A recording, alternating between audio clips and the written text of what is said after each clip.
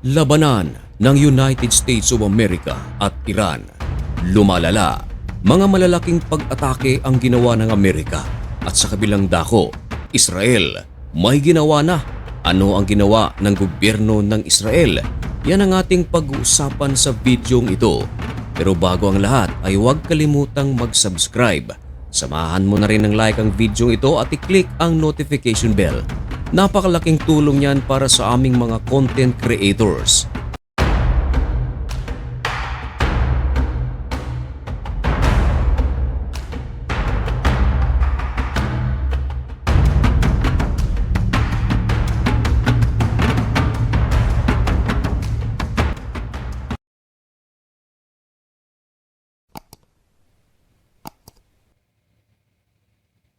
Maligayang pagbabalik mga kaibigan. Kumusta kayong lahat? Ngayon ay July 25, 2026 at nagbabaga na naman at napakabagong balita ang ating ihahatid sa inyo. Ito ay may kinalaman pa rin sa kaguluhan na nangyayari sa pagitan ng Amerika at ng Iran. Sa pagkakataong ito mga kaibigan, kasama sa ating pag-uusapan ang ginawa ng Israel at ng Iraq. Marami na ang mga nawasak na mga infrastructures, mga missile facilities, drone facilities, maging mga power plant ng Iran ay nawasak. Hindi rin maikakaila na meron ding mga properties ang United States of America sa iba't ibang bahagi ng Middle East ang nawasak. Ang masaklap, meron pang mga sundalo ng Amerika ang nasawi. Ganon din sa panig ng Iran. Araw-araw, merong mga pahayag ang magkabilang panig. Banta ng Amerika, banta ng Iran. Ganti ng Iran, ganti ng Amerika. Minsan pa nga mga kaibigan, salungatan na ang kanilang mga sinasabi. Bigyan ko kayo ng isang example. Sinabi ni US President Donald Trump na ayaw niya nang makipag-usap sa Iran kung deal o proposals nito ang pag-uusapan.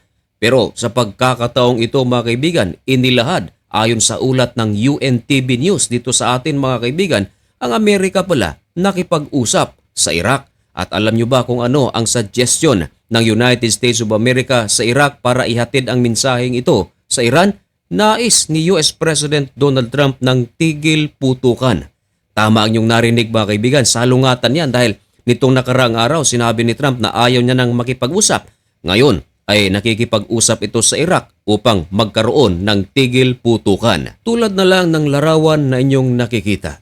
Yan ay Prime Minister ng Iraq na si Ali Al-Zaidi. Nagtungo ito mismo sa Iran at nakipagpulong sa presidente ng Iran na si Masoud Pezeshkian at sa kanilang foreign minister na si Abbas Araghchi. At ayan, inihatid ni Ali ang mensahe ng Amerika na nais nito ng ceasefire. Pero mga kaibigan, ang sagot ng Iran, tinanggihan ang naturang ceasefire na alok ng United States of America at may banta pa. Ayon sa Iran, kung ipagpapatuloy ng United States of America ang kanilang pag-atake sa mga lugar sa Iran, ay ibabaling nito ang kanilang pag-atake sa Israel. Tama ang inyong narinig mga kaibigan, ibabaling daw ng Iran ang kanilang pag-atake sa Israel. Nitong mga nakaraang araw o linggo, laging inaatake ng Iran ang mga bansa sa Middle East, gaya ng Jordan, Kuwait, Iraq at Bahrain. Pero sa pagkakataong ito, ayon sa Iran, tatargetin na nila hindi lang ang mga base militar ng Amerika na nasa Israel, kundi mismong ang Israel. Dito na papasok sa ating usapan ang ginawa ng Israel. Of course, hindi mananahimik ang Israel dito, lalong-lalo na't nakarating na sa pamunuan ng Israel ang balitang ito, partikular kay Benjamin Netanyahu, sapagkat matagal na rin na naghahanda ng pag-atake ang Israel sa Iran. Yan ay ayon sa kanilang defense minister na si Israel Katz. Ganon din ang sinasabi ni Benjamin Netanyahu na kung gaano kalaki ang kanilang mga ginawang atake sa Iran noong mga nakaraang buwan, ay mas malaki raw ang kanilang gagawing pag-atake ngayon kung aatake ang Iran sa kanila. Pero hanggang ngayon ay wala pang ginagawang pag-atake ang Iran. Pero ganun pa man mga kaibigan, hindi nagpapakampante ang Israel. Ang ginawa ngayon ng Israel, halos lahat ng mga syudad sa Israel ay naghahanda. Anong klaseng paghahanda ito? Ayon sa ulat ng The Jerusalem Post. Israeli cities open bomb shelters from Eilat to Carmel.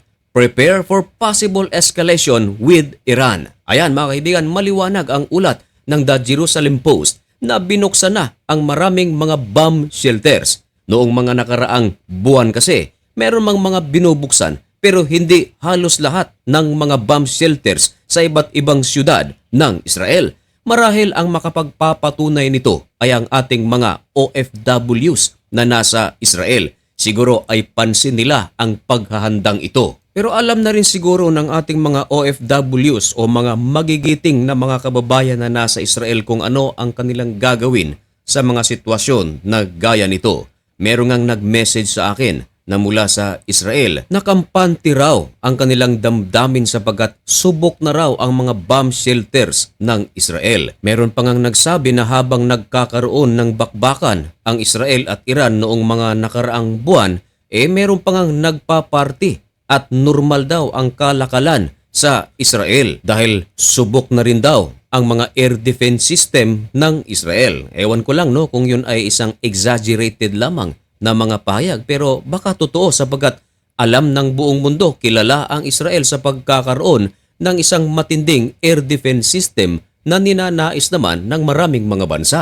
Ngayon, balikan natin mga kaibigan ang balita na pagbubukas ng mga public bomb shelters sa Israel. Ayon sa ulat, wala pa raw abiso mula sa taas o sa gobyerno ng Israel na buksan ang nasabing mga bomb shelters.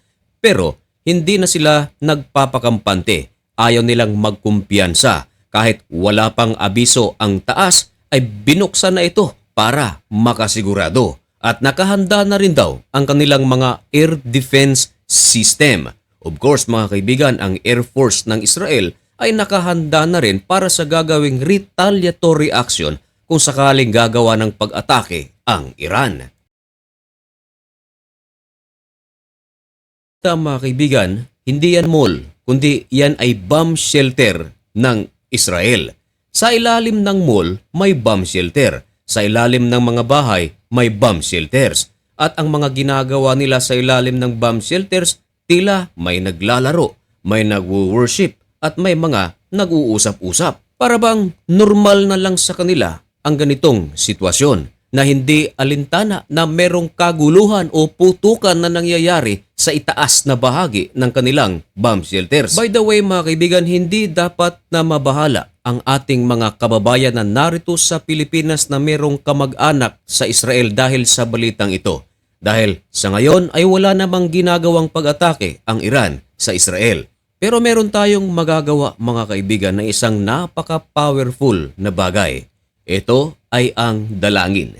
Ipanalangin natin na sana ay protektahan ng Panginoong Diyos ang ating mga kababayan na nasa Israel. Hindi lang sa Israel kundi maging sa Iran o sa Middle East o kahit na sa iba't ibang bahagi ng mundo. Sana mga kaibigan ay magtapos na ang digmaang ito dahil hindi lang apektado ang Middle East. Hindi lang apektado ang Iran, hindi lang apektado ang Israel, kundi maging tayo ay apektado. Dahil ang presyo ng mga bilihin ay magtataasan kapag ang presyo ng gasolina at krudo ay magtataasan. At kapag nagtaas ang presyo ng krudo at gasolina, yan malaking faktor mga kaibigan ang kaguluhang nangyayari sa Iran at Amerika.